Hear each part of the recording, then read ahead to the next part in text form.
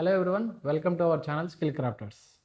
గత క్లాస్లో మనం ఉపగ్రహాలు చేసే శాస్త్రీయ సాంకేతిక మన దగ్గర ఉన్నా కానీ రాకెట్ సంబంధించిన వెహికల్ సంబంధించిన శాస్త్రీయ సాంకేతిక మన దగ్గర లేకపోయింది. దాని ఆధారంగా మనం విదేశాల మీద ఆధారపడడం జరిగింది.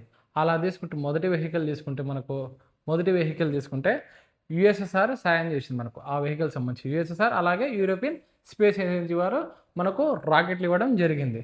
రాకెట్ల ఆధారంగా మన ఉపగ్రహాలను పంపించడం జరిగింది. ఆ ఉపగ్రహాలు ఫస్ట్ తీసుకుంటే మనకు ఆర్యభట్ట 1975లో ఆర్యభట్ట ఉపగ్రహాన్ని సోవియట్ యూనియన్ వారి సహకారంతో ఏ రాకెట్ అండి, కాస్మోస్ 3M రాకెట్తో కపుస్తనియార్ అనే ప్లేస్ నుంచి ప్రయోగించడం జరిగింది. దేనిలో ఆధారంగా తీసుకుంటే మనం ఇంటర్ కాస్మోస్ 1967లో రష్యాతో జరిగిన సహకార ఒప్పందం ఆధారంగా ప్రయోగించడం జరిగింది. దీన్ని అంటారు ఇంటర్ కాస్మోస్ ప్రోగ్రామ్ అంటారు. ఇంటర్ కాస్మోస్ ఆధారంగా ఇంటర్ కాస్మోస్ అంటే ఏంది, మనకు సహకార దేశాలు అంటే స్నేహిత దేశాలు మరియు ఏదైతే సోవియట్ యూనియన్ బ్లాక్ దేశాలు ఉంటాయో ఆ బ్లాక్ దేశాలకి అలాగే స్నేహిత దేశాలకు ఆ ప్రోగ్రామ్ ఆధారంగా రాకెట్ అనేది వెహికల్ అనేది ఇవ్వడం జరుగుతుంది. దాని ఆధారంగా ఉపగ్రహాలని మనం స్పేస్లోకి తీసుకెళ్ళటం జరుగుతుంది. అలా తీసుకెళ్లిన ఉపగ్రహంలో ఫస్ట్ వచ్చేసి 1975లో ఇండియా ప్రయోగించిన మొదటి ఉపగ్రహం వచ్చేసి ఆర్యభట్ట. నెక్స్ట్ తీసుకుంటే అదే సోవియట్ యూనియన్తో ఇంటర్ కాస్మోస్ ప్రోగ్రామ్ ఆధారంగా భాస్కర 1 అండ్ భాస్కర 2 అనేది లాంచ్ చేయడం జరిగింది. ఒకటి వచ్చేసి 1975, నెక్స్ట్ 1979, 1981లో జరిగింది. మనకు 2 years 1971, తర్వాత 2 years గ్యాప్కి 1981లో. అలాగే 1981లో మనకు ఇంకో అంతరిక్ష సంస్థ వచ్చేసి యూరోపియన్ స్పేస్ ఏజెన్సీ ఆధారంగా మనం ఎరైన్ 1 రాకెట్ ద్వారా మన ఉపగ్రహాన్ని పంపించాం. ఆ ఉపగ్రహం పేరు యాపిల్ ఉపగ్రహం భారతదేశ తొలి కమ్యూనికేషన్ ఉపగ్రహం. దీని ఆధారంగా ఎర్త్ అబ్జర్వేషన్ భూ పరిశీలన చేసిన ఉపగ్రహాల్లో తీసుకుంటే మొదటి ఉపగ్రహం వచ్చేసి యాపిల్ ఉపగ్రహం యూరోపియన్ స్పేస్ ఏజెన్సీ ఆధారంగా మనం పంపించడం జరిగింది. ఎక్కడ ఏ ప్లేస్ నుంచి అంటే ఫ్రెంచ్ గయానా నుంచి పంపించడం జరిగింది. ఇలా చూసుకుంటూ వస్తే నెక్స్ట్ వచ్చేసి మనం ఎస్ఎల్వి 3 ఎప్పుడు స్టార్ట్ అయింది, దాంట్లో ఎన్ని మిషన్స్ ఉన్నాయి, ఎక్కడ ఎండ్ అయింది, అలాగే ASLV, PSLV, GSLV mark 1, mark 2, GSLV mark 3 లేదా LBM-3 అనే వెహికల్స్ గురించి, దీంట్లో పాటుగా మనం SSLV small satellite launching vehicles గురించి చూసాం. SLV-3 వచ్చేసి 1979 to 1983 వరకు ఆ మిషన్స్ యొక్క టైం పీరియడ్. నెక్స్ట్ వచ్చి ASLV వచ్చేసి 1987 to 1994 వరకు. అలాగే తీసుకుంటే మనం PSLV 1993 నుంచి స్టార్ట్ అవ్వడం జరిగింది. నెక్స్ట్ తీసుకుంటే GSLV మార్క్ 1 తీసుకుంటే 2001 నుంచి, అలాగే GSLV లేదా LBM-3 మార్క్ 3 వచ్చేసి 2014 నుంచి రావటం జరిగింది. SSLV వచ్చేసి మనకి ఎప్పుడు వచ్చింది 2022, ఆపరేషనల్ అయింది 2023 నుంచి. ఇలా మనం SLV మరియు ASLV వచ్చేసి ఎక్స్పెరిమెంటలైజ్ మరియు డెవలప్మెంట్ వైజ్ మాత్రమే తీసుకొచ్చిన ఎక్స్పెరిమెంటలైజ్డ్ ఏంటంటే మనకు SLV శాటిలైట్ లాంచ్ వెహికల్, అలాగే ASLV. నెక్స్ట్ తీసుకుంటే వర్క్ హార్స్ ఆఫ్ ఇస్రో, దేన్ని అని అంటారంటే PSLVలో మనకు 5 వేరియంట్స్ ఉంటాయి. PSLV-G అని, కోర్-L అని, XL, DL చెప్తా అండి ఒక్కొక్కటిగా. ఆ టాపిక్ వచ్చినప్పుడు డీటెయిల్గా ఎక్స్ప్లెయిన్ చేస్తా.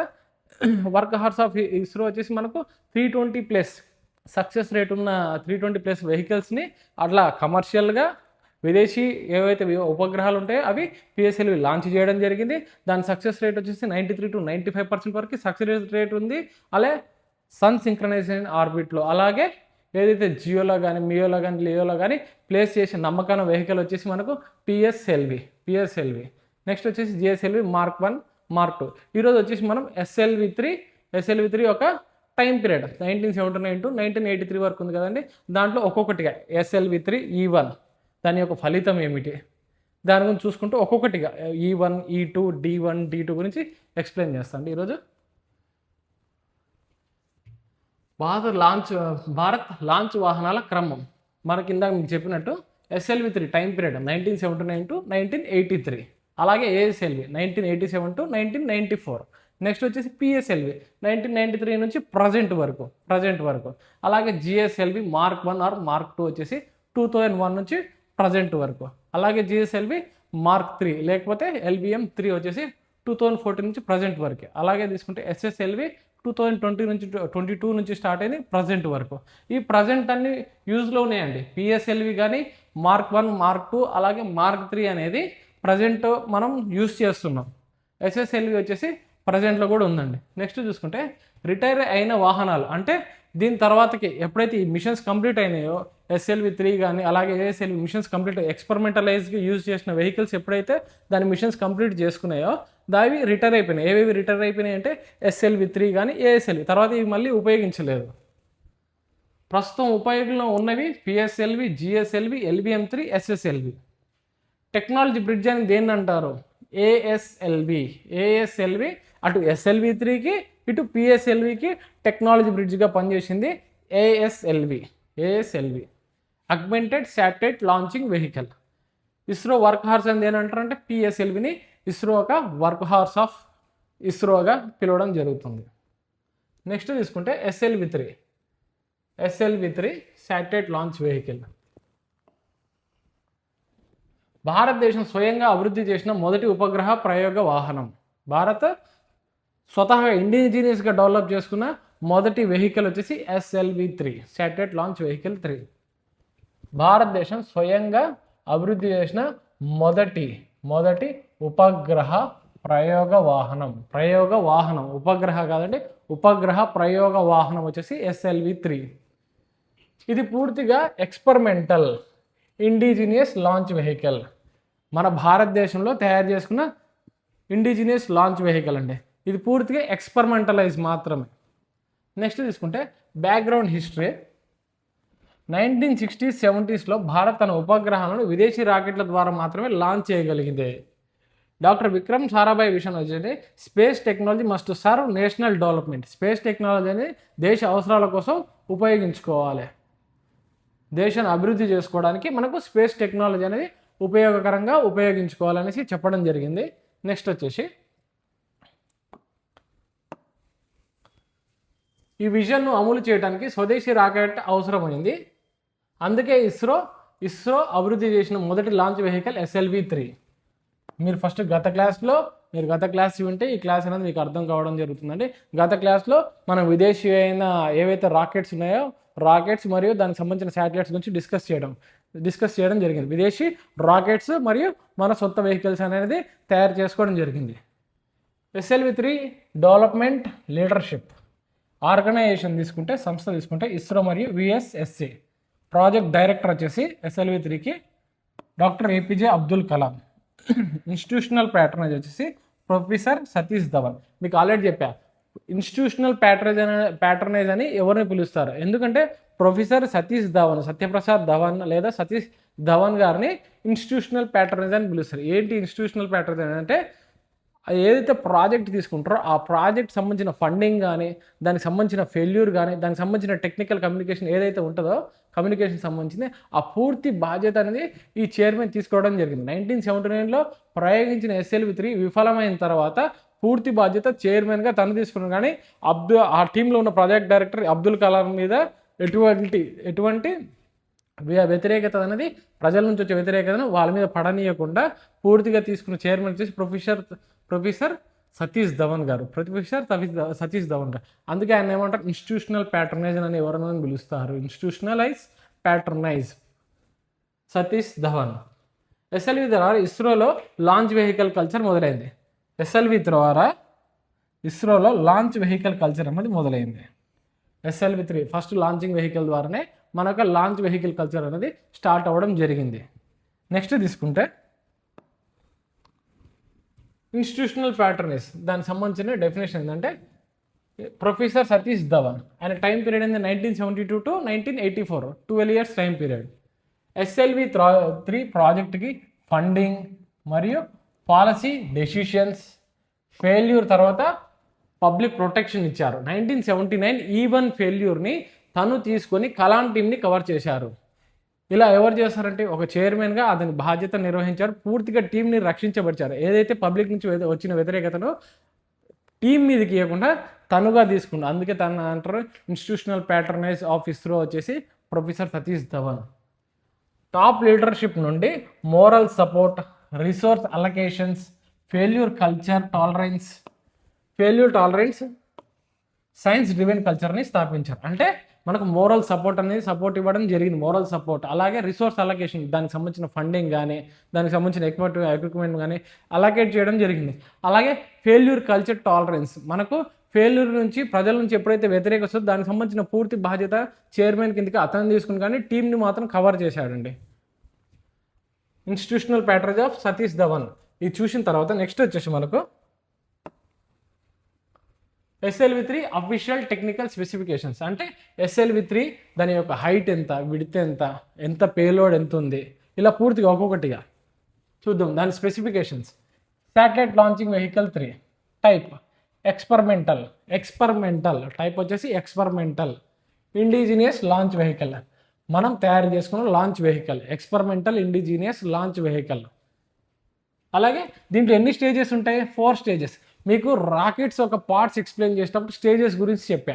ఒక్కొక్క ఈ ఉపగ్రహాన్ని ప్రజెంట్ ఒక ఉపగ్రహాన్ని తీసుకుంటే, ఎగ్జాంపుల్కి ఒక ఉపగ్రహాన్ని తీసుకుంటే ఆ ఉపగ్రహాన్ని ఏ ఆర్బిట్లో పెట్టాలి, లియోలోనా, మియోలోనా, జియోలోనా, దాని ఆధారంగా దాని స్టేజెస్ అని డిసైడ్ చేయడం జరుగుతుంది.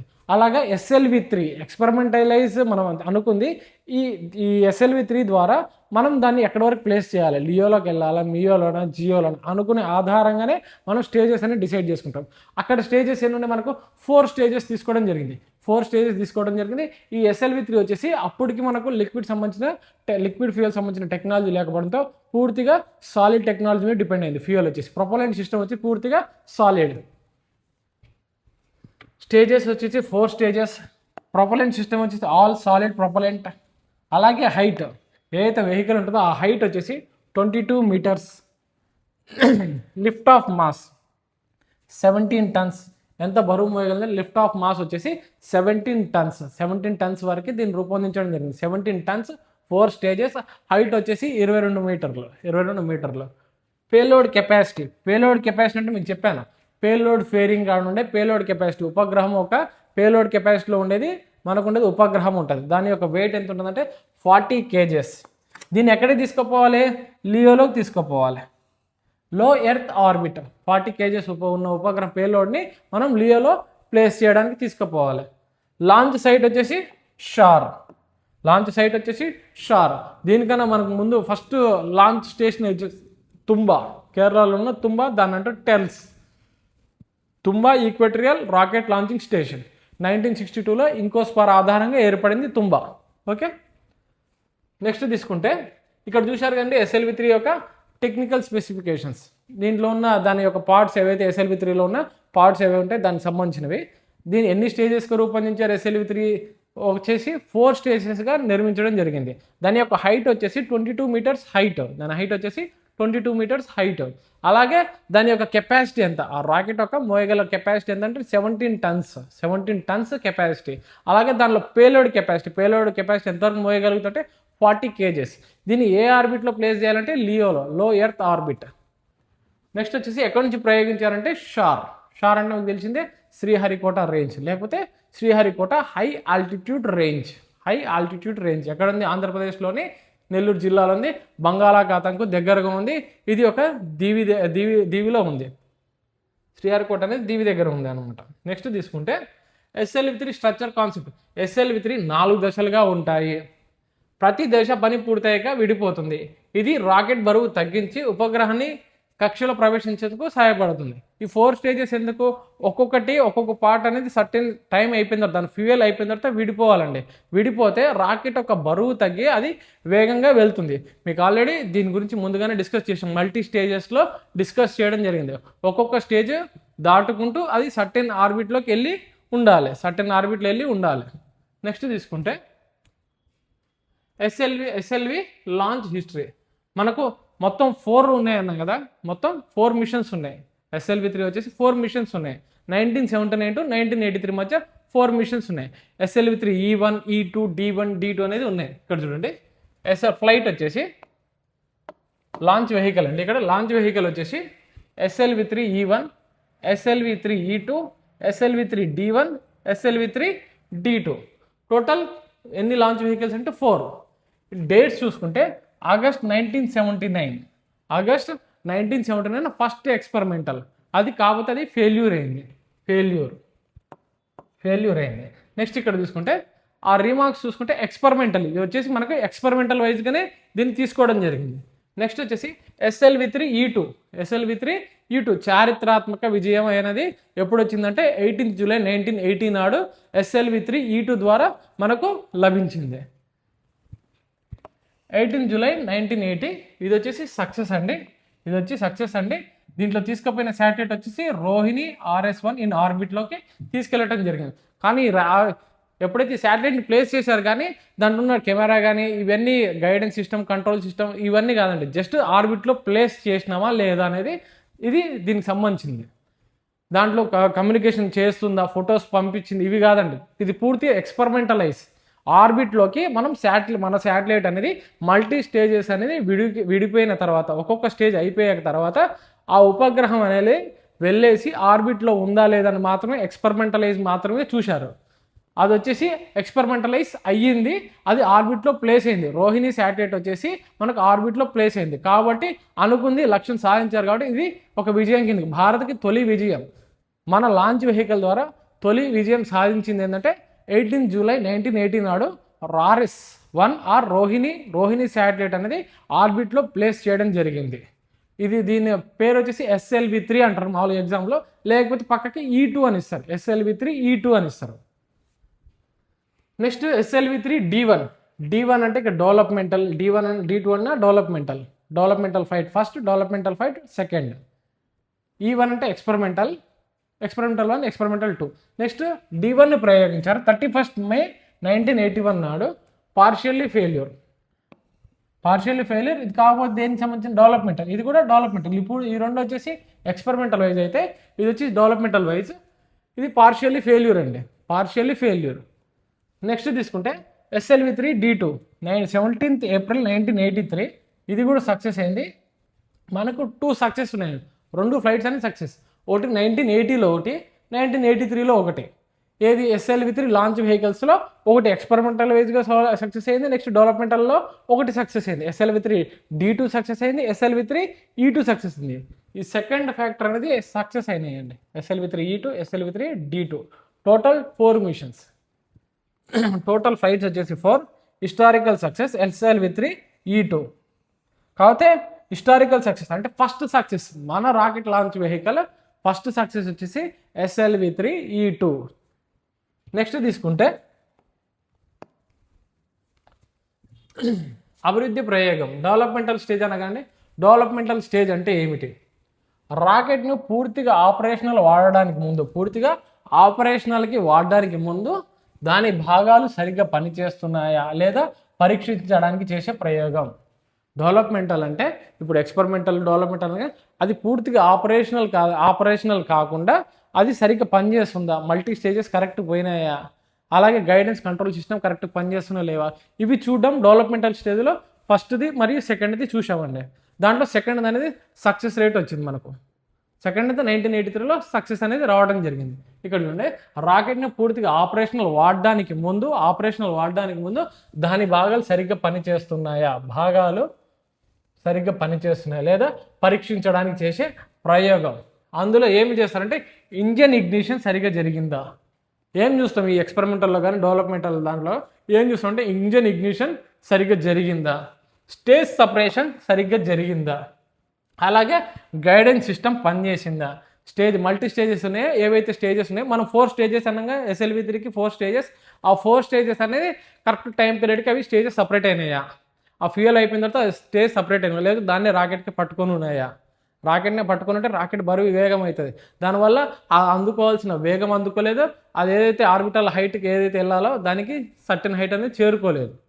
అందుకే ఇవన్నీ చూస్తారు దేంట్లో ఎక్స్పెరిమెంటల్ మరియు డెవలప్మెంటల్ స్టేజ్లో ఇవన్నీ చూస్తారు. ఏది ఇగ్నిషన్ సరిగ్గా జరిగిందా, స్టేజ్ సపరేషన్, అలాగే గైడెన్స్ అంటే అది కరెక్ట్ ఏదైతే దారిలో దిశ అనుకుంటారో ఆ దిశలో వెళ్తుందా లేదా, గైడెన్స్ సిస్టమ్ కరెక్ట్ పనిచేస్తుందా లేదా, టెలిమెట్రీ ట్రాకింగ్ డేటా వచ్చిందా. ఏదైతే ట్రాకింగ్ డేటా మనకి ఇస్ట్రాక్లో చెప్పా, ఇస్ట్రాక్ ఆధారంగా రాకెట్ని ట్రాక్ చేయడం జరుగుతుంది. ఇస్ట్రాక్ ఆధారంగా మనకు రాకెట్ని ట్రాక్ చేయడం జరుగుతుంది. ఆ ట్రాకింగ్ అనేది చక్కగా ఉందా లేదా, రాకెట్ ఏ దిశలో వెళ్తుందో మనకు గ్రౌండ్ స్టేషన్స్లో ఉండే వాటికి తెలుస్తుందా లేదా, టెలిమెట్రీ ట్రాకింగ్ డేటా వచ్చిందా. ఉపగ్రహాన్ని తప్పనిసరిగా పూర్తి కక్షలో పెట్టాల్సిన అవసరం ఉండదు. దీంట్లో వచ్చేసి అవి ఆపరేషనల్ కాదు కదండి, ఇది ఓన్లీ డెవలప్మెంటల్ స్టేజ్లో కక్షలో పెట్టాల్సిన అవసరం ఉండదు. ఉపగ్రహాన్ని తప్పనిసరిగా పూర్తిగా కక్షలో పెట్టాల్సిన అవసరం ఉండదు. నెక్స్ట్ తీసుకుంటే SLV3 E1 మనకు ఒక్కొక్కటిగా SLV3 E1 E2 D1 D2 ఒక్కొక్కటిగా చూద్దాం. ఒక్కొక్కటిగా ఆల్రెడీ మీకు ఆ డేటా సరిపోతుంది, కాకపోతే జస్ట్ ఇది యాడ్ ఆన్, మీరు ఆ ఒక్క బాక్స్ తీసుకోండి, జస్ట్ ఇది క్లాస్ మాత్రం జస్ట్ వినండి. ఏంటంటే ఒకటి సపరేట్గా ఫస్ట్ లాంచ్ వెహికల్ కాబట్టి ఒక్కొక్కటి సపరేట్గా చెప్పడం జరిగింది. ఫస్ట్ వచ్చేసి రోహిణి టెక్నాలజీ పేలోడ్ వచ్చేసి ఇక్కడ ఏంది, రోహిణి టెక్నాలజీ పేలోడ్ అంటారు, ఆర్టీపీ అంటారు, ఆర్టీపీ ఎక్స్పాండ్స్ అంటారు. పేలోడ్ వచ్చేసి ఇక్కడ మీకు గుర్తుండిపోవాలి, పేలోడ్ అంటే ఏమిటి, ఆల్రెడీ మీకు గత క్లాస్లో చెప్పిన పేలోడ్ అంటే ఏమిటి, దాంట్లో ఏమేమి ఉంటుంది, శాటిలైట్స్ ఎక్కడ ఉంటాయి, ఒక రాకెట్ మోసే రాకెట్ బరువు ఎంత ఉంటుంది, అలాగే రాకెట్ పేలోడ్ కెపాసిటీ ఎంత ఉంటుంది. ఇప్పుడు మీరు ఇందాక పేలోడ్ కెపాసిటీ వచ్చేసి మనకి ఎంత ఉంది, లియోలో ప్లేస్ చేయడానికి 40 kgs మాత్రమే. మళ్ళీ రాకెట్ యొక్క బరువు ఎంత ఉంది, మొత్తం పూర్తిగా 17 tons ఉండడం జరిగింది. ఇక్కడ తీసుకుంటే ఇక్కడ పేలోడ్ తీసుకుంటే రోహిణి టెక్నాలజీ పేలోడ్. ఇది ఉపగ్రహం కాదు. ఇది ఉపగ్రహం కాదు. ఎందుకు ప్రయోగించారు, రాకెట్ మొదటిసారి ఎగరగలుగుతుందా, ఇంజిన్ సరిగ్గా పనిచేస్తుందా, దశలు విడిపోతున్నాయా, మొత్తం రాకెట్ పరీక్ష కోసమే, ఎర్త్ అబ్జర్వేషన్ కోసం కాదు, GPS కోసం కాదు. GPS మియోలో వచ్చేసి మనకు పూర్తిగా నావిగేషన్ కోసం, లియోలో వచ్చేసి ఎర్త్ అబ్జర్వేషన్ భూ పరిశీలన, దాని ఆధారంగా వాతావరణం, అడవులు ఏ విధంగా ఉంది, అఫారెస్టేషన్ ఏ విధంగా ఉంది, డిఫారెస్టేషన్ ఏ విధంగా ఉంది, ఇవన్నీ చూడడానికి కోసం, ఎర్త్ అబ్జర్వేషన్ కోసం కాదు. ఈ శాటిలైట్ అనేది ఏదైతే లాంచ్ వెహికల్ యూజ్ చేసినామో అది పూర్తిగా మనకు ఎటువంటి ఉపగ్రహం కాదండి. జస్ట్ అది ఇగ్నైట్ అవుతుందా, స్టార్ట్ అవ్వడము, అలాగే మల్టీ స్టేజ్ సపరేట్ అవుతున్నాయా, మల్టీ స్టేజెస్ అనేది సపరేట్ అవుతున్నాయా, ఆర్బిట్ అనేది కరెక్ట్ ప్లేస్లో ఉందా లేదని చూడడం మాత్రమే ఈ SLV3 ఎక్స్పెరిమెంట్ అండి. నెక్స్ట్ తీసుకుంటే SLV3 E2 మాకు ఆల్రెడీ ఇది సక్సెస్ అని చెప్పాను. SLV3 E2 18 July 1980 Rohini RS1. ఇది చాలా ముఖ్యమైన ప్రయోగం. ఎందుకు, భారత్ స్వదేశీ రాకెట్తో ఉపగ్రహాన్ని కక్షలో ప్రవేశపెట్టలేదా అని పరీక్ష ఏమైంది, రోహిణి RS1 కక్షలో వెళ్ళింది. భారత్ ప్రపంచంలో 6th స్పేస్ ఫేరింగ్ నేషన్గా మారింది. ఇది చారిత్రాత్మక విజయం. ఇక్కడ ఏంటంటే ఇక్కడ మెయిన్ గుర్తుపెట్టుకోవాల్సిందే SLV3 E2 సక్సెస్ అయింది. SLV3 E2 సక్సెస్ అయింది. తర్వాత ఇండియా అనేది కంటిన్యూస్గా దాని మీద రీసెర్చ్ చేయడం అలాగే ప్రయోగించడం జరిగింది. కాబట్టి భారత్ని ఏమన్నా 6th స్పేస్ ఫేరింగ్ నేషన్గా పేర్కొనడం జరిగింది. ఫస్ట్ వచ్చేసి మనం USSR, అలాగే USA, ఫ్రాన్స్, అలాగే తీసుకుంటే మనకు చైనా, జపాన్, తర్వాత వచ్చిన 6th స్పేస్ ఫేరింగ్ నేషన్ వచ్చేసి ఇండియా కావడం జరిగింది. గత క్లాస్లో మీకు చెప్పా ఏ దేశం ఏం రాకెట్ ద్వారా ఏ శాటిలైట్ని లాంచ్ చేయడం జరిగింది. స్పుత్నిక్ వచ్చేసి మనకు USSR నుంచి, ఎక్స్ప్లోరర్ 1 వచ్చేసి మనకు USA నుంచి, అలాగే ఆస్ట్రిచ్ అనే ఫ్రాన్స్ నుంచి, ఇలా మనం 5 దేశాలు ఏవవుతున్నాయి ఆ 5 దేశాలకు సంబంధించిన వెహికల్స్ గురించి అలాగే దానికి సంబంధించిన శాటిలైట్స్ గురించి చెప్పడం జరిగింది. మన వెహికల్ వచ్చేసి SLV3 ద్వారా అదే ఎక్స్పెరిమెంటలైజెస్ 2 సెకండ్ ఎక్స్పెరిమెంటలైజ్ ద్వారా భారత్ అనేది స్పేస్ ఫేరింగ్ నేషన్గా పేర్కొనడం జరిగింది. ఇక్కడ చూడండి, రోహిణి RS1 కక్షలోకి వెళ్ళింది. భారత్ ప్రపంచంలో 6th స్పేస్ ఫేరింగ్ దేశంగా మారింది. ఇది చారిత్రాత్మక విజయం. ఇది మెయిన్. దీంట్లో భారత్ని ఎప్పుడు స్పేస్ ఫేర్ దేశంగా గుర్తించబడడం జరిగింది. ఎప్పుడు SLV3 E2 తర్వాతకి భారత్ను స్పేస్ ఫేరింగ్ దేశంగా పేర్కొనడం జరిగింది, గుర్తించడం జరిగింది. లేకపోతే నెక్స్ట్ D1 తీసుకుంటే SLV3 D1 1981లో వచ్చింది. రోహిణి RS D1 ఇది కూడా సేవల కోసం కాదు, రాకెట్ గైడెన్స్ మెరుగుపరచడం కోసం, కంప్యూటర్లు సరిగ్గా పనిచేస్తున్నాయో లేదో చూడడం కోసం. ఇది అభివృద్ధి ప్రయోగం, ఎర్త్ అబ్జర్వేషన్ కాదు మరియు GPS కాదు.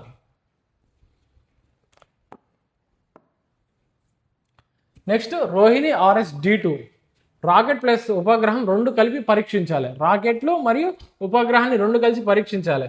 భూమి ఫోటోలు తీసింది, నీరు, చెట్లు, భూమి, మేఘాలు గుర్తించింది. 2500+ కంటే ఎక్కువ చిత్రాలు పంపింది. ఇది ప్రయోగాత్మక భూమి పరిశీలన ఉపగ్రహం, ఎక్స్పెరిమెంటల్ ఎర్త్ అబ్జర్వేషన్. ఇది కూడా ఎక్స్పెరిమెంటల్ ఎర్త్ అబ్జర్వేషన్. ఇది కక్షలో తీసుకెళ్ళింది. రోహిణి RS-D2 అనేది ఈ శాటిలైట్ అనేది కక్షలో తీసుకువెళ్ళింది, దానికి సంబంధించిన చిత్రాలు ఇచ్చింది. కాకపోతే ఇది పూర్తిగా ఎక్స్పెరిమెంటలైజ్, అది పనిచేస్తుందా లేదని చూడడానికి మాత్రమే పంపించడం జరిగింది. SLV-3E2 అనేది చారిత్రాత్మక విజయం. అంటే భారత్ ఫస్ట్ టైం తన సొంత వెహికల్తో, తన ఇండిజినియస్ లాంచ్ వెహికల్తో లాంచ్ వెహికల్తో ప్రయోగించడం జరిగింది. అది మెయిన్ పాయింట్. నెక్స్ట్ ఇది ఒకటి. నెక్స్ట్ ఏంటంటే సక్సెస్ రేట్ ఉన్నాయి 2 1983లో ఉన్న SLV-3D2 ఒకటి, SLV-3E2 అనేది 1980sలో రావడం జరిగింది. నెక్స్ట్ తీసుకుంటే మనం historic importance of SLV-3. 18 July 1980న రోహిణి RS-1 ఉపగ్రహాన్ని లో ఎర్త్ ఆర్బిట్లో ప్రవేశపెట్టడంతో భారత్ స్వదేశీ రాకెట్ ఉపగ్రహాన్ని కక్షలో ఉంచిన ప్రపంచంలో 6 ప్రధాన స్పేస్ ఫేరింగ్ దేశాల్లో ఒకటిగా మారింది. దాంట్లో తీసుకుంటే ఫస్ట్ వచ్చేసి USSR, next USA, next France, Japan, China, తర్వాత 6th కంట్రీ వచ్చేసి ఇండియా. 6th వచ్చేసి ఇండియా. దేని తర్వాతకి India SLV-3E2 experimentalize E2. SLV-3 importance తీసుకుంటే ఫస్ట్ ఇండిజినియస్ లాంచ్ వెహికల్, మనం స్వతహాగా తయారు చేసుకున్న launch vehicle. First satellite based by Indian rocket, first satellite based by Indian rocket. Foundation for ASLV, PSLV, GSLV. ASLVకి, PSLVకి అలాగే GSLVకి పునాది అయింది ఏంటంటే SLV-3E2 experimentalize rocket. Indian solid propulsion capability, beginning of Indian solid propulsion capability. ఇక్కడ మీరు గుర్తుపెట్టుకోవాల్సింది ఏంటంటే SLV-3 గురించి, SLV-3లో మొత్తం 4 స్టేజెస్ ఉన్నాయి. నెక్స్ట్ పేలోడ్ కెపాసిటీ ఎంత ఉంది 40 kgs. దేంట్లో ప్రవేశపెట్టాలనుకున్నారు లియోలో పెట్టుకున్నారు, సక్సెస్ వచ్చింది అది SLV-3E2 అనేది. SLV-3D2 కూడా సక్సెస్ వచ్చింది. కాకపోతే ఫస్ట్ తీసుకుంటే SLV-3E2 వచ్చేసి భారత్ను 6వ స్పేస్ ఫేరింగ్ నేషన్గా పేర్కొనడం జరిగింది, లేదా గుర్తించడం జరిగింది. ఈ పాయింట్స్ గుర్తుపెట్టుకుంటే సరిపోతుందండి. ఒక్కొక్కటి E1, E2, D1, D2 అనేది మీకు అవసరం లేదు. జస్ట్ ఈ మిషన్స్ ఏ టైం పీరియడ్లో జరిగినాయి మీకు అడిగే క్వశ్చన్స్ కూడా దీంట్లో నుంచి వస్తాయి. కాబట్టి ఈ 4 అనేది అవసరం లేదు. మీకు నార్మల్ ఏమని చెప్తారంటే సక్సెస్ ఏదంటే SLV-3 చారిత్రాత్మక విజయం 1980 అనేది ఒకటి చెప్తారు. భారత్ 6వ స్పేస్ ఫేరింగ్ నేషన్గా గుర్తించడం లేదా పేర్కొనడం జరిగిందనేసి చెప్పడం జరుగుతుందండి. నెక్స్ట్ తీసుకుంటే ASLV తీసుకుంటే మనం E1 వచ్చేసి రాకెట్ పరీక్ష, కక్షలో ఉపగ్రహం ఉంచగలమా, రాకెట్ మెరుగుదల, ప్రయోగాత్మక భూ పరిశీలన. మీకు ఆల్రెడీ అయిపోయింది. జస్ట్ ఒక బ్రీఫ్గా E1, E2, D1, D2, SLV-3 E1, E2, D1, D2 years, దానికి సంబంధించిన ప్రయోగాలు ఎప్పుడెప్పుడు ఏం చేశారు. ఫస్ట్ వచ్చేసి రాకెట్ పరీక్ష, కక్షలో ఉపగ్రహం ఉంచగలుగుతామా లేదనే పరీక్ష. నెక్స్ట్ వచ్చి రాకెట్ని మెరుగుదల చేయటం, అలాగే ప్రయోగాత్మక భూ పరిశీలన చేయడం జరిగింది. నెక్స్ట్ ASLV తీసుకుంటే ASLV అంటే అగ్మెంటెడ్ శాటిలైట్ లాంచ్ వెహికల్. దాంట్లో అగ్మెంటెడ్ అంటే బలపరచబడినది. అంటే గతంలో ఉన్న SLV-3తో పోల్చుకుంటే దీని యొక్క పేలోడ్ కెపాసిటీ పెంచబడినది. ఎంత పెంచారు, అలాగే దీని హైట్ ఏమైనా మారిందా, స్టేజెస్ ఏమైనా మారినాయా, దీంట్లో వాడే ఫ్యూయల్ ఏమిటి, దీంట్లో కూడా సాలిడ్ ఫ్యూయలే వాడడం జరిగింది. ఫ్యూయల్ ఏమైనా జరిగిందా, దీనివల్ల ఉపయోగాలు ఏమైనా ఉన్నాయి. ఇది కూడా పూర్తిగా ఎక్స్పెరిమెంటల్. అంటే మనం డైరెక్ట్గా PSLVకి వెళ్ళకన్నా ముందు మనం గైడెన్స్ అండ్ కంట్రోల్ సిస్టమ్ అలాగే నావిగేషన్ సిస్టమ్ కరెక్ట్గా ఉందా లేదా, రాకెట్ మల్టీ స్టేజెస్ ఉన్నాయా లేదా. SLV-3లో అదే ప్రయోగాలు చేశారు. ASLVలో ఇంకా మోర్ టెక్నికల్ పరంగా దానికి సంబంధించిన పరిశోధన జరగడం జరిగింది. ఇక్కడ చూడండి, SLV-3 తర్వాత భారత్ తయారు చేసిన రెండో స్వదేశీ లాంచ్ వాహనం ఏంది ASLV, augmented satellite launching vehicle. ఇది సర్వీస్ రాకెట్ కాదు, ఇక్కడే మెన్షన్ చేసింది చూడండి, ఇది సర్వీస్ రాకెట్ కాదు, ఇది ఒక టెక్నాలజీ నేర్చుకునే రాకెట్. TD అంటారండి, TD టెక్నాలజీ డెమాన్స్ట్రేటర్. టెక్నాలజీ నేర్చుకునే రాకెట్ టెక్నాలజీ డెమాన్స్ట్రేటర్ అంటారు. అందుకే దీన్ని టెక్నాలజీ బ్రిడ్జ్ కింద, ఎందుకంటే టెక్నికల్ పరంగా నేర్చుకునేది కాబట్టి దీన్ని టెక్నికల్ బ్రిడ్జ్ అని కూడా అనడం జరిగింది. TD అనే అడిగే ఛాన్సెస్ ఉంది. TD అంటే టెక్నాలజీ డెమాన్స్ట్రేటర్, రాకెట్ టెక్నాలజీ నేర్చుకునే రాకెట్. ఇది ఒక టెక్నాలజీ నేర్చుకుంటే rocket, technology demonstrator. ASLV background history తీసుకుంటే SLV తర్వాత భారత్ ఉపగ్రహాన్ని కక్షలో ఉంచగలిగింది. ఎస్ఎల్వి ద్వారా భారత్ అనేది ఆర్బిట్లో ప్లేస్ చేయడం జరిగింది. ఎందుకంటే మనం ఆల్రెడీ SLV-3 D2లో చూసాం. మనం ఏం చూసినాం, 2500 పిక్చర్స్ అనేది తీసి పంపించడం జరిగింది. కాకపోతే ఇది పూర్తిగా ఎక్స్పెరిమెంటలైజ్ అనేసి చెప్పడం జరిగింది. నెక్స్ట్ చూసుకుంటే కానీ సమస్యలు, ఉపగ్రహ బరువు చాలా తక్కువ, 40 kg మాత్రమే ఉండేది. మన SLV-3లో ఉన్న పేలోడ్ కెపాసిటీ ఎంత, 40 kgs. అందుకే ఉపగ్రహం బరువు చాలా తక్కువగా ఉన్నది. కాబట్టి దీన్ని ఏం చేయాలి, ఇప్పుడు మనం ASLVలో బరువు ఎక్కువ పెంచాలి, దాని తగ్గట్టుగా రాకెట్ని డెవలప్ చేసుకోవాలి. అలాగే ఏమేమి వాడాలి ఇవన్నీ చూసుకోవాలి కదా. నెక్స్ట్ వచ్చేసి గైడెన్స్ ఖచ్చితత్వం తక్కువ, గైడెన్స్ ఖచ్చితత్వం తక్కువగా ఉంది. అలాగే బరువు చాలా తక్కువగా ఉంది. SLV-3లో బరువు అనేది 40 kgs మాత్రమే ఉంది, సుమారు 40 kgs మాత్రమే ఉంది పేలోడ్ కెపాసిటీ. గైడెన్స్ ఖచ్చితత్వం తక్కువ. అలాగే స్ట్రాప్ అండ్ బూస్టర్స్ అనుభవం లేదు.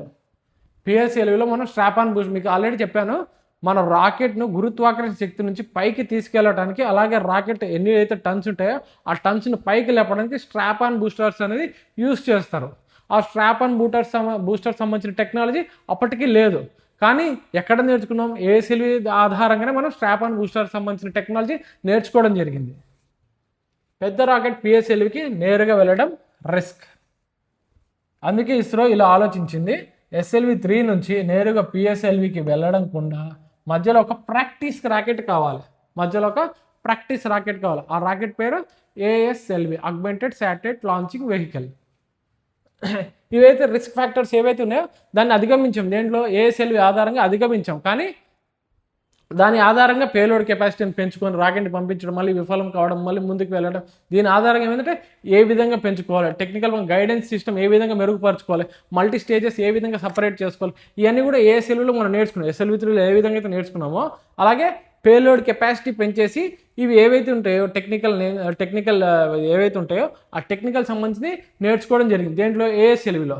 అందుకే మనం ముందుగా నేరుగా PSLVకి వెళ్ళే పోలార్ శాటిలైట్ లాంచింగ్ వెహికల్కి వెళ్ళకుండా ఒక ప్రాక్టీస్ రాకెట్ అనేది ఉపయోగించడం జరిగింది. ఆ ప్రాక్టీస్ రాకెట్ పేరు ASLV, augmented satellite launching vehicle. Next తీసుకుంటే ASLV కాల పరిమితులు మీకు తెలిసిందే. ASLV టైం పీరియడ్ ఎంత మనకు, 1987 to 1994. అభివృద్ధి కాలం 1980లో ప్రారంభమైంది. అభివృద్ధి కాలం ASLV అభివృద్ధి ప్రారంభం 1980స్లో స్టార్ట్ అవ్వడం జరిగింది. ప్రయోగాలు జరిగిన సంవత్సరాలు 1987 to 1984.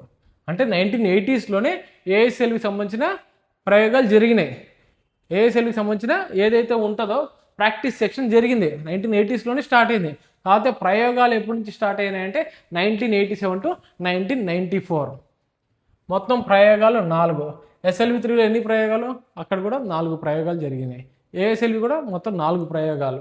ఈ మిషన్ ఎండ్ అయింది ఎప్పుడు, 1987 to 1994లో ఎండ్ అయిపోయింది. 1994లో ఎండ్ అయిపోయింది. అక్కడ SLV-3 వచ్చేసి 1983లో ఎండ్ అయిపోవడం జరిగింది. నెక్స్ట్ ఇక్కడ తీసుకుంటే ప్రయోగం అదే లాంచ్ వెహికల్స్ ఏవేవి ఉన్నాయి, ASLV D1, D2, D3, D4. Years తీసుకుంటే 87, 88, 92, 94.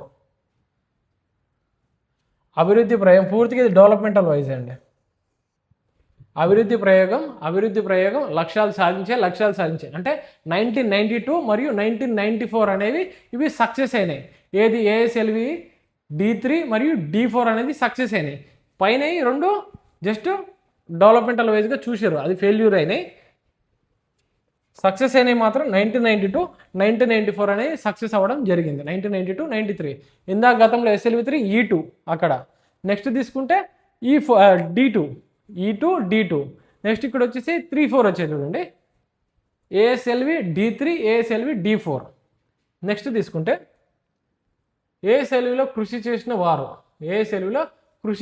వారు 1979 to 1983, SLV-3 1979 to 1983. ఆ టైంలో టైం పీరియడ్లో ఎవరున్నారు మనకు సతీష్ ధవన్ గారు 90 అనే టైం పీరియడ్ చూసుకుంటే 1972 to 1984, అంటే 79 to 83 మధ్యలోనే ఉంది. అలాగే ASLV కూడా 1980స్లోనే స్టార్ట్ అయింది. అంటే దానికి సంబంధించిన పునాది ఎప్పుడు స్టార్ట్ అయింది, మనకు సతీష్ ధవన్ గారి పీరియడ్ టైంలోనే స్టార్ట్ అయింది. కాకపోతే అభివృద్ధి ఎప్పుడు జరిగింది, ఆపరేషన్ ఎప్పుడైంది ప్రయోగ పరంగా చూసుకుంటే ఎవరు టైం పీరియడ్లో అయిందంటే యుఆర్ రావు, ఉడిపి రామచందర్ రావు. ఆయనకున్న పేరు ఏమిటి? Satellite man of India. Satellite man of ఇండియాగా పిలవడం జరుగుతుంది. రాకెట్ ఉమెన్ ఆఫ్ ఇండియాని ఎవరు పిలిచారు? శ్రీమతి రీతు ఖరీదాల్ని పిలవడం జరుగుతుంది.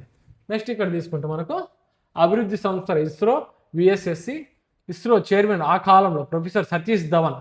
మెయిన్ వచ్చేసి డాక్టర్ ఉడిపి రామచందర్ రావు, యుఆర్ రావు. ఏఎస్ఎల్వి ఒక వ్యక్తి పని కాదు, ఇది ఇస్రో ఇంజనీర్లు సామూహిక కృషి. ఏఎస్ఎల్వి రాకెట్ లక్షణాలు చూసుకుంటే మొత్తం ఇందాక ఎట్లయితే మనం చూసుకున్నామో స్టేజెస్ ఏంది, దాని హైట్ ఏంది, ఎన్ని టన్స్ రాకెట్ ఒక కెపాసిటీ, పేలోడ్ కెపాసిటీ ఎంత ఉంటుంది, అది కూడా ఏఎస్ఎల్విలో చూద్దాం. మొత్తం వచ్చేసి 5 స్టేజెస్ అండి. గతంలో వచ్చేసి 4 స్టేజెస్, ఎస్ఎల్వి3కి 4 స్టేజెస్, ఏఎస్ఎల్వికి వచ్చేసి 5 స్టేజెస్. ఇక్కడ వాడే ఇంధనం అన్ని ఘన ఇంధనాలే, సాలిడ్ ఫ్యూయల్. ఎస్ఎల్వి3లో కూడా మనకు సాలిడ్ ఫ్యూయలే, ఇక్కడ కూడా సాలిడ్ ఫ్యూయల్ని యూస్ చేయడం జరిగింది. ఎత్తు హైట్ ఎంత ఉంటుంది? సుమారు 24 మీటర్లు. అక్కడ వచ్చేసి 22 మీటర్లు, ఇక్కడ వచ్చేసి 24 మీటర్లు హైట్ అనేది పెంచడం జరిగింది. అలాగే లిఫ్ట్ ఆఫ్ బరువు 40 టన్నులు. అక్కడ 17 టన్నులు ఉంటే ఇక్కడ 40 టన్నులు ఉండడం జరిగింది. 40 టన్నులు. మోయగల ఉపగ్రహ బరువు పేలోడ్ కెపాసిటీ. లియోలో పేలోడ్ కెపాసిటీ ఎస్ఎల్వి3లో మనకు 40 కేజెస్ ఉంటే ఇక్కడ 150 కేజెస్. పేలోడ్ కెపాసిటీ పెరిగింది, 150 కేజెస్కి పెంచారు ఏఎస్ఎల్విలో. లాంచ్ స్థలం same, Sriharikota or SHAR or Sriharikota లేదా SDSC, Satish Dhawan space centre. ఎప్పుడు వచ్చింది? 2002లో రావడం జరిగింది. నెక్స్ట్ ఇది దానికి దీనికి తేడా ఏంటంటే స్టేజెస్ పెంచారు. అంటే లియోలో ప్లేస్ చేయడానికి స్టేజెస్ అనేది పెంచుకోవడం జరిగింది. అలాగే పెంచుకోవడం ఎందుకు పెంచుకుంటారు? దీని యొక్క బరువులు చూసారా? రాకెట్ బరువు, లిఫ్ట్ ఆఫ్ బరువు 40 టన్నులు, అలాగే పేలోడ్ కెపాసిటీ 150 కేజెస్ వరకు ఉంది. ఇంత బరువుని పైకి తీసుకెళ్లాలంటే మనకు స్టేజెస్ అనేది ఇంపార్టెంట్. స్టేజెస్ వాడేది సాలిడ్ ఫ్యూయల్. సాలిడ్ ఫ్యూయల్ వచ్చేసి అన్కంట్రోలబుల్. ఒకసారి అది బర్న్ అయితే దాన్ని ఆపడం కష్టం, అది సర్టెన్ ఆర్బిట్లో ప్లేస్ చేయడం కష్టం. అదే లిక్విడ్ ఫ్యూయల్ అనుకోండి, మనం దాన్ని కంట్రోల్ చేయొచ్చు, ఇంజిన్ ఆన్ ఆఫ్ చేయొచ్చు. అప్పటికి మనకు లిక్విడ్ ఫ్యూయల్ సంబంధించిన టెక్నాలజీ, లిక్విడ్ ఫ్యూయల్ అనేది యూస్ చేయలేదు. మెయిన్ ఏంటంటే యూస్ చేయలేదు, ఎందుకంటే మనకు దాని మీద అంతగా అవగాహన లేకపోవడమో, దాని ఆధారంగా మనం యూజ్ చేయకపోవడం జరిగింది. ఫస్ట్ 2 వెహికల్స్లో కూడా మనకు సాలిడ్ ఫ్యూయల్ అనేది యూజ్ చేసాం. ప్రొపలెంట్లో వచ్చేసి సాలిడ్ ఫ్యూయల్ అనేది యూజ్ చేయడం జరిగింది. ఇక్కడ ఇవి గుర్తుపెట్టుకోండి. ఉపగ్రహ బరువు, మోయగల ఉపగ్రహ బరువు పేలోడ్ కెపాసిటీ సుమారు 150 కేజీలు. అలాగే లిఫ్ట్ ఆఫ్ బరువు సుమారు 40 టన్నులు. ఎత్తు సుమారు 20. ఇవేం అవసరం లేదండి అంతగా. స్టేజెస్ గుర్తుపెట్టుకోండి. 5 స్టేజెస్. అక్కడ వచ్చేసి 4 స్టేజెస్. ఇక్కడ ఫ్యూయల్ ఒకటి గుర్తుపెట్టుకోండి. ఏ ఫ్యూయల్ వాడారంటే సాలిడ్ ఫ్యూయల్ గుర్తుపెట్టుకుంటే ఇది శాటిలైట్ ఒక పేలోడ్ కెపాసిటీ 150 కేజెస్, అక్కడ 40 కేజెస్. నెక్స్ట్ తీసుకుంటే మొదటి దశకు 2 అదనపు బూస్టర్లు జత చేశారు. ఇక్కడ చూడండి, స్ట్రాప్ ఆన్ బూస్టర్స్ అనేది జత చేయడం జరిగింది. ఫస్ట్ స్టేజ్లో స్ట్రాప్ ఆన్ బూస్టర్స్ అనేది జత చేయడం జరిగింది. ఎందుకు? లాంచ్ సమయంలో థ్రస్ట్ పెరగడానికి, రాకెట్ను నిలకడగా స్టెబిలిటీ పెంచడానికి. ఇదే విధానం తర్వాత పిఎస్ఎల్విలో కూడా వాడారు. మీకు చెప్పాను కదండి, పేలోడ్ కెపాసిటీ పెరిగింది. పేలోడ్ కెపాసిటీ 150 కేజెస్ ఉంది. ఉపగ్రహ బరువు వచ్చేసి మనకు 150 కేజెస్ ఉంది. అలాగే రాకెట్ యొక్క బరువు వచ్చేసి మనకు దగ్గర ఎంత ఉందండి? 40 టన్నుల 40 టన్స్, సుమారు 40 టన్నులు అనేది ఉండడం జరిగింది. దీన్ని మోయాలి అంటే మనకు స్ట్రాప్ ఆన్ బూస్టర్స్, అదనపు పక్కకున్న బూస్టర్స్, స్ట్రాప్ ఆన్ బూస్టర్స్ అనేది కావాలి. మీకు చిన్న డయాగ్రామ్ వేస్తా.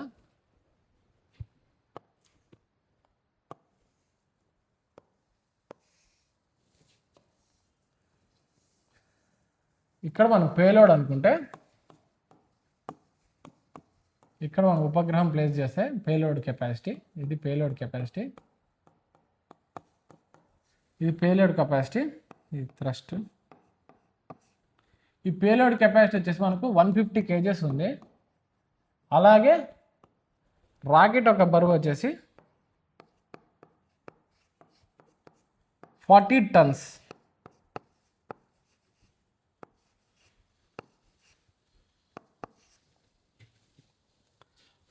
రాకెట్ బరువు వచ్చేసి 40 టన్స్ ఉండడం జరిగింది. దీన్ని మోయాలంటే మనకు ఇది ఏదైతే రాకెట్ ఉంటుందో దానికి సంబంధించిన థ్రస్ట్ అనేది సరిపోదు. ఆ థ్రస్ట్తో మనకి ఏదైతే థ్రస్ట్ బయటకు వస్తుందో, ఎప్పుడైతే సాలిడ్ అనేది బర్న్ అయ్యి సాలిడ్ ఫ్యూయల్ బర్న్ అయ్యి బయటికి వచ్చి విడుదల చేసే వాయు వేగాలు ఉంటాయి కదండి, ఇదైతే థ్రస్ట్ ఉంటుంది చూసారా, వేడి వాయువులు. ఈ వేడి వాయువులు ఏమైతే ఈ థ్రస్ట్ ఎంతైతే కిందికి తోస్తుందో అదే విధంగా రాకెట్ అని ముందుకు వెళ్ళడం జరుగుతుంది. మీకు ఆల్రెడీ చెప్పాను థ్రస్ట్ గురించి.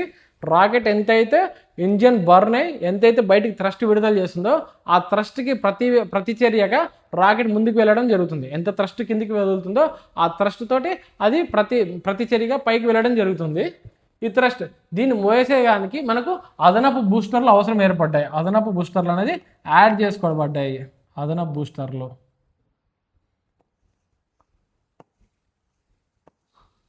దీన్ని వచ్చేసి అంటారు స్ట్రాప్ ఆన్ బూస్టర్స్ అంటారు.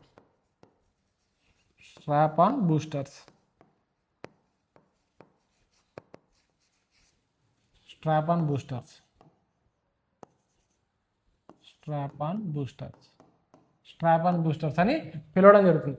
ఏదైతే మనం బరువు ఎక్కువ ఉండడం, పేలోడ్ కెపాసిటీ, రాకెట్ యొక్క బరువు ఎక్కువ ఉండడం, అలాగే మనం ఏదైతే ప్లేస్కి వెళ్ళాలో ఆ ప్లేస్ వరకు తీసుకువెళ్ళాలంటే ముందు గురుత్వాకర్షణ శక్తి నుంచి బయటికి పడాలన్నా కానీ, అలాగే ఆ రాకెట్ను ముందు లిఫ్ట్ ఆఫ్ చేయాలంటే మనకు స్ట్రాప్ ఆన్ బూస్టర్స్ అని యూజ్ చేయడం జరుగుతుంది.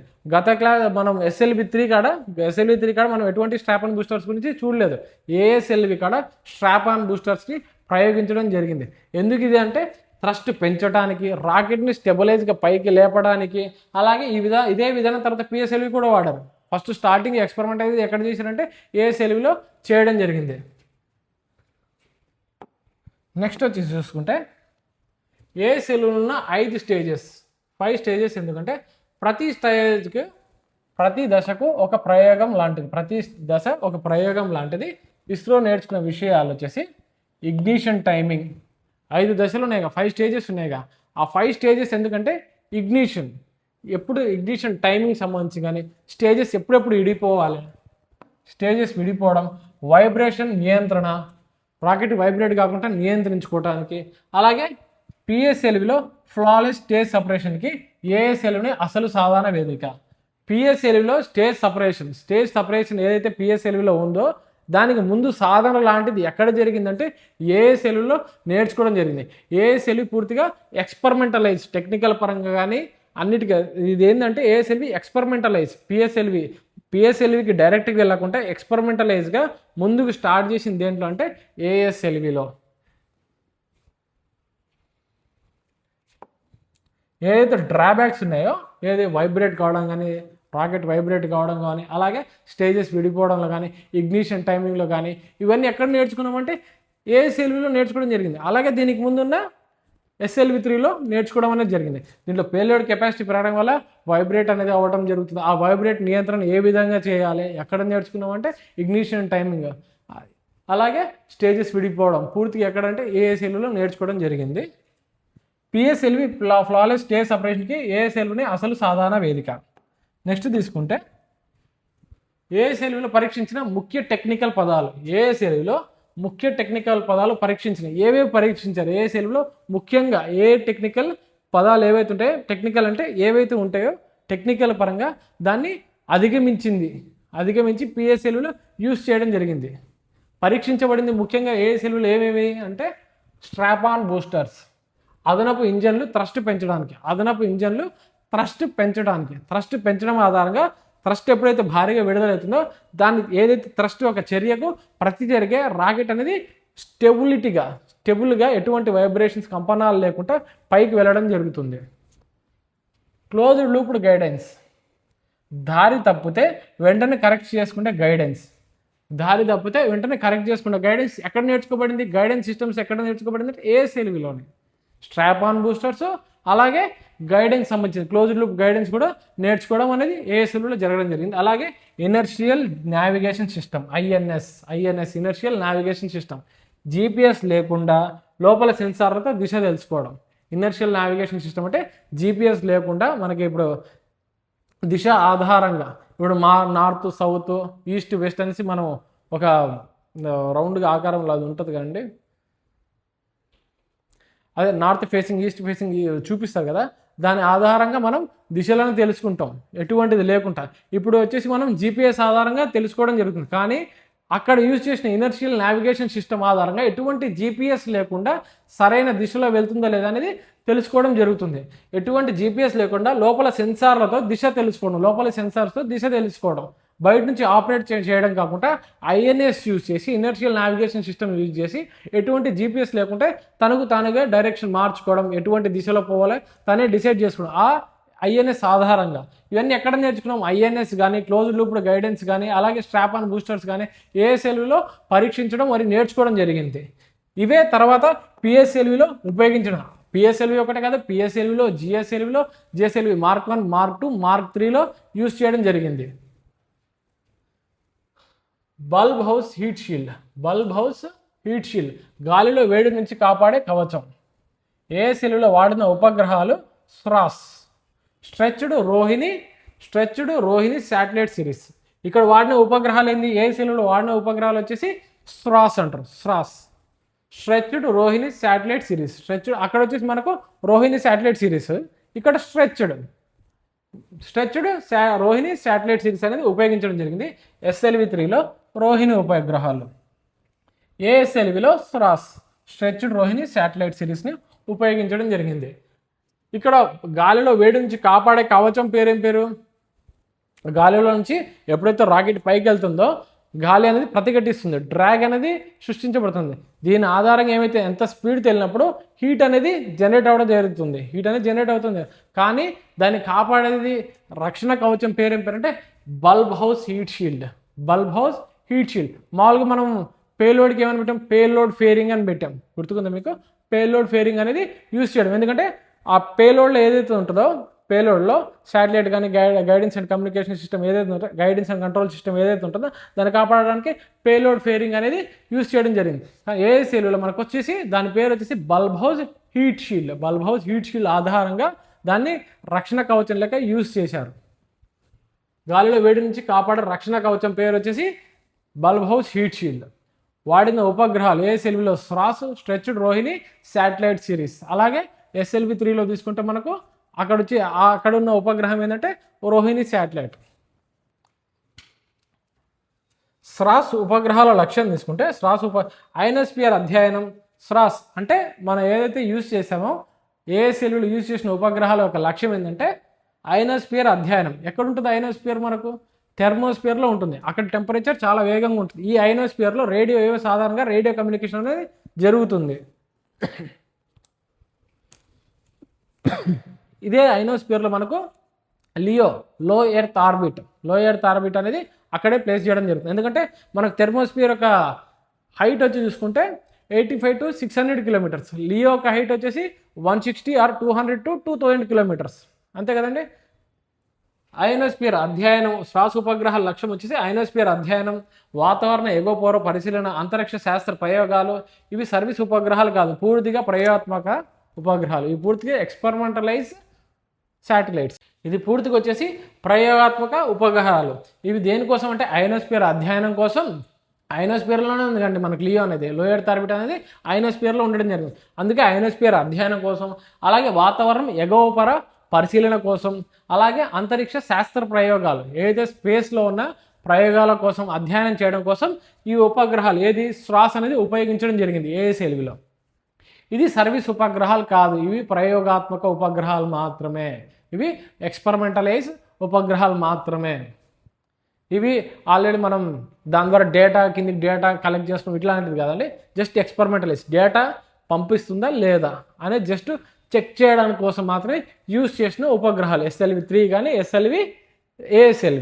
SLV3 మరియు ASLV. నెక్స్ట్ ASLV పూర్తిగా స్వదేశీ అభివృద్ధి SLV3 అనుభవంపై ఆధారపడింది. ASLV పూర్తిగా స్వదేశీ అభివృద్ధి. ASLV అనేది మనమే తయారు చేసుకున్నాం కానీ పూర్తిగా మనం తయారు చేసుకుంటే SLV3 అనుభవంపై ఆధారపడింది. SLV3 యొక్క ఏదైతే ఉందో స్టార్టింగ్ రాకెట్ టెక్నాలజీ అయినా మనకు SLV3 యొక్క అనుభవం నేర్పిన పాఠాల ఆధారంగానే ASLV అనేది రూపొందించుకోవడం జరిగింది. మనం ఎలా దీని యొక్క పేలోడ్ కెపాసిటీ చూసుకుంటేమో 40 kgs, దీనిది ఒకటి చూసుకుంటే ASLV చూసుకుంటే 150 kgs. దేని ఆధారంగా మనం పేలోడ్ పెంచుకున్నాం, దేని ఆధారంగా తర్వాత దీనికి strap on boosters add on చేసుకోవాలని ఏఎస్ఎల్వి దగ్గర నేర్చుకున్న పాఠాల ఆధారంగానే మనం ఏఎస్ఎల్వి అనేది రూపొందించుకోవడం జరిగింది. విదేశీ రాకెట్ లేదా టెక్నాలజీ సహాయం లేదు దీంట్లో. ఏఎస్ఎల్విలో విదేశీ సహాయం తీసుకున్నామంటే లేదు. పూర్తిగా మనమే స్వదేశీగా ఇండిజినియస్ లాంచ్ వెహికల్ మనమే తయారు చేసుకున్నది. ఏఎస్ఎల్వి ఎందుకు ఆపేశారు? ఏఎస్ఎల్వి లక్ష్యం వచ్చేసి నేర్చుకోవడం. ఇది ఎందుకు ఆపేశారు? లక్ష్యం ఏంటి? నేర్చుకోవడం. అయిపోయింది కదా. స్ట్రాప్ ఆన్ బూస్టర్స్ గురించి నేర్చుకున్నాం, క్లోజ్డ్ లూప్ గైడెన్స్ గురించి చూసాం, ఏ విధంగా ఏ దిశలో పోవాలి, స్ట్రాప్ ఆన్ బూస్టర్స్ ఎంత బరువైనా ముందుకు తీసుకెళ్లడం, కంపనాలు తగ్గించడం కోసం, పర్ఫెక్ట్ ఆర్బిట్లో పెట్టడం కోసం, ఇవన్నీ వచ్చేసినాం అనుకో. వచ్చిన తర్వాత నేర్చుకున్న దశ అయిపోయింది. తర్వాత దీన్ని ఎందుకు యూస్ చేస్తారు? యూస్ చేయకుండా పిఎస్ఎల్వికి వెళ్ళిపోతారు. ఇది ఏదైతే యూస్ చేసుకొని దాని నుంచి నేర్చుకునే దాని ఆధారంగా పిఎస్ఎల్వి అనేది రూపొందించుకోబడింది. పిఎస్ఎల్వి విజయవంతంగా సిద్ధమైంది. అందుకే ఏఎస్ఎల్విని పని పూర్తయింది. 1994లో ప్రోగ్రామ్ ముగిసింది. ఏఎస్ఎల్వి అనేది 1994లో అయిపోవడం జరిగింది. ఇస్రో నేర్చుకున్న ముఖ్యమైనది ఏఎస్ఎల్వి తీసుకుంటే augmented satellite launching vehicle SLV-3 మరియు పిఎస్ఎల్వి మధ్య టెక్నాలజీ బ్రిడ్జ్గా అభివృద్ధి చేయబడింది. ఏఎస్ఎల్విని SLV-3కి మరియు పిఎస్ఎల్వికి మధ్యలో టెక్నాలజీ బ్రిడ్జ్గా రూపొందించబడింది ఏఎస్ఎల్వి. ఏఎస్ఎల్విని అందుకే ఏమంటారు? Technology bridge between SLV-3 and PSLV. దీని ద్వారా strap on boosters, guidance, navigation వంటి సాంకేతికతలను ఇస్రో పరీక్షించింది. ఏఎస్ఎల్వి లక్ష్యం పెద్ద సంఖ్యలో ఉపగ్రహాలను పంపడం కాదు. ఏఎస్ఎల్వి యొక్క లక్ష్యం పెద్ద సంఖ్యలో ఉపగ్రహాలను పంపడం కాదు. ఏఎస్ఎల్వి నేర్చుకునే రాకెట్, టెక్నాలజీ డెమాన్స్ట్రేటర్. అందువల్ల ఏఎస్ఎల్వి సాధించిన విజయాలు సాంకేతిక విజయాలు, టెక్నాలజీ అచీవ్మెంట్స్. ఏఎస్ఎల్వి సాధించిన విజయాలు ఏంటంటే టెక్నాలజీ అచీవ్మెంట్స్. ఏంది? Guidance, navigation, strap on boosters, ఇవన్నీ దేని ఆధారంగా నేర్చుకోబట్టే మనకు ఏఎస్ఎల్వి స్ట్రాస్ ఆధారంగా నేర్చుకోబడింది. Strap on boosters, closed loop guidance, inertial navigation, multistage stability వంటి కీలక సాంకేతికలు ఇస్రో ఏఎస్ఎల్వి ద్వారా సాధించాయి. ఈ సాధనాలే పిఎస్ఎల్వి విజయాలకు పునాది అయ్యాయి. ఇక్కడ చూసుకుంటే ఒక్కొక్కటిగా చూసుకుంటే మనం ASLV D1, ASLV D2, D3, D4 దానికి సంబంధించిన ఇయర్స్ 1987. అది D1, D2 ఫెయిల్యూర్ అయినప్పటికీ D3, D4 అనేది సక్సెస్ అయినాయండి. ASLV D3 1992 May 20, 1994 May 4 ASLV D4 ఇది సక్సెస్ అయింది, ఇది సక్సెస్ అయింది. స్రాస్ ఇక్కడ యూజ్ చేసింది స్రాస్ C2 అంటే C1 C2, స్రాస్ C1 C2. ఏది? D3 D4లో 92లో ఒకటి, 94లో ఒకటి, 92 ఒకటి, 94 ఒకటి సక్సెస్. చూడండి 92, 94 స్టార్టింగ్ 1987, తర్వాత వచ్చి 1988. ఇక్కడ వచ్చేసి యూజ్ చేసిన ఆల్రెడీ మీకు చెప్పాను ఉపగ్రహాలు. అక్కడ వచ్చేసి రోహిణి శాటిలైట్, రోహిణి RS-1 అనేసి. ఇక్కడ వచ్చేసి SROSS stretched Rohini satellite series. ఇక్కడ వెయిట్ వచ్చేసి ఎంత? Payload capacity 106 kgs. ఇది వచ్చేసి 106 kgs. సక్సెస్ రేట్ 4లో 2 success, D3 D4 success, D1 D2 failure, ఆర్బిట్లోకి రాలేకపోయాయి. D1 D2 ఆర్బిట్లోకి వెళ్ళినాయి, D3 D4. చైర్మన్లు వచ్చేసి సతీష్ ధవన్ 1984 వరకు, తర్వాత UR రావు 1984 to 1994. ఏఎస్ఎల్వి ప్రధానంగా UR రావు గారి టైంలో జరగడం జరిగింది. ఇదండి మనకు సంబంధించి ఏది SLV-3కి సంబంధించిన పూర్తి మిషన్స్ ఏవైతే 4 మిషన్స్ ఉన్నాయో ఆ 4 మిషన్స్, అలాగే ASLV D1, D2, D3, D4 ఇవి 4 మిషన్స్, పూర్తిగా 4 మిషన్స్. మనకు ఈ 4 మిషన్స్ ఆధారంగా, ఈ ఎక్స్పెరిమెంటలైజ్ ఆధారంగా మనం ఏమేమి నేర్చుకున్నట్టు అటు నావిగేషన్ సిస్టమ్ కానీ, ఏఎస్ఎల్వి ఆధారంగా closed loop guidance, strap on boosters గురించి తెలుసుకోవడం జరిగింది, inertial guidance system, multistage rocket సంబంధించింది, ఇలా ఒక్కొక్కటిగా SLV-3 నుంచి అలాగే ఏఎస్ఎల్వి-3 నుంచి టెక్నికల్గా ఏవైతే ఉన్నాయో దాన్ని అధిగమించాం. దీన్ని అధిగమించేసి తర్వాత మనం ఏం తీసుకొచ్చామంటే పిఎస్ఎల్విలో దీన్ని ఏవైతే అధిగమించామో అవి తీసుకొని దీంట్లో పెట్టడం జరిగింది. తర్వాత మనం నేర్చుకునేది పిఎస్ఎల్వి గురించి. పిఎస్ఎల్వి ఎప్పుడు స్టార్ట్ అయింది మనకు? 1993లో స్టార్ట్ అవ్వడం జరిగింది. సెప్టెంబర్ 20, 1993లో రావడం జరిగింది. సెప్టెంబర్ 20, 1993లో రావడం జరిగింది. దానికి సంబంధించి దీన్ని ఏమంటారు PSLV work horse of ISRO అంటారు. పిఎస్ఎల్వి 2017లో 104 ఉపగ్రహాలని ప్రయోగించడం జరిగింది. రేపటి క్లాస్లో ఇప్పటికీ ఆపండి, రేపటి క్లాస్లో మనం పిఎస్ఎల్వి గురించి డిస్కస్ చేద్దాం. పిఎస్ఎల్వి కొద్దిగా పెద్ద టాపిక్ అండి, పిఎస్ఎల్వి గురించి డిస్కస్ చేద్దాం, ఒక్కొక్కటిగా చూద్దాం. పిఎస్ఎల్వి, అలాగే జిఎస్ఎల్వి మార్క్ 1, మార్క్ 2, అలాగే మార్క్ 3, LVM 3 గురించి, అలాగే SSLV ఇవి చెప్తే మనకు వెహికల్స్ పార్ట్ అయిపోతాయండి. వెహికల్స్ పార్ట్ నెక్స్ట్ తర్వాత వెహికల్స్ అయిపోయిన తర్వాత శాటిలైట్ గురించి ఎట్లయితే మనం ఆర్యభట్ట ఎక్కడి నుంచి అయితే స్టార్ట్ చేసామో అవి మళ్ళీ రిపీట్ అవుతాయి మీకు. ఆర్యభట్ట 1975, 1979లో భాస్కర 1, 1981లో భాస్కర 2, ఎరైన్ శాటిలైట్, అదే ఎరైన్ రాకెట్ ఆధారంగా యాపిల్ శాటిలైట్, ఇవన్నీ మళ్ళీ శాటిలైట్స్ టాపిక్స్లో మీకు వస్తాయి. మీకు కనుక మా వీడియో నచ్చినట్లయితే లైక్ చేసి షేర్ చేసి సపోర్ట్ చేయవలసిందిగా కోరుతున్నాం. అలాగే మా ద్వారా వచ్చే వీడియోస్ మీకు ముందుగా రావాలనుకుంటే బెల్ ఐకాన్ మీద ట్యాప్ చేయండి. Thank you so much.